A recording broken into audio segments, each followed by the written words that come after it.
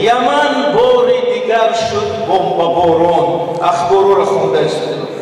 یمن باری دیگر شد بمب باران، دو کشتی غرق شد در بحر عمان. و پاکستان هجوم آورده ایران، قیامت شد جنوب و شرق لبنان. دیگر میترسم از سرخط اخبار، خدایا تاجیکستان را نگه دار. و مرزی مصر و اسرائیل آتش، و بحر سرخ و رود نیل آتش، و کردستان و در اربیل آتش. همه برنامه و تحلیل آتش. جهان می سوزدن در آتش نار، خدایا تاجیکستان را نگه دار.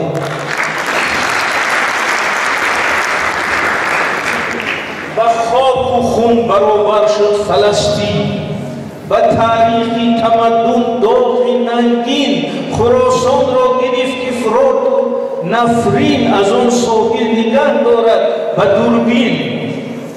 در این هنگامه بسیار دشوار، خدایا تاجیکستان را نگه دار.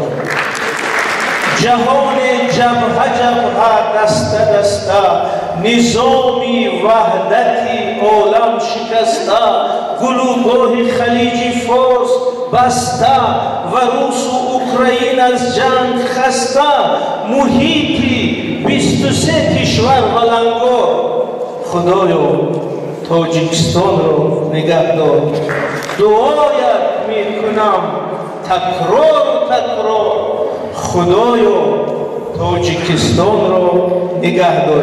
همین مستقبل یک نوبت اسلام. آفرین ابلا جان، آفرین. و این دعای ابلای عزیز فکر میکنم تمام این طالا و تمام عالم ملکوت همه آمین گفتن. انشاءالله تاجیکستان ما را همیشه در فضای آرامی و آسودگی نگه دارد.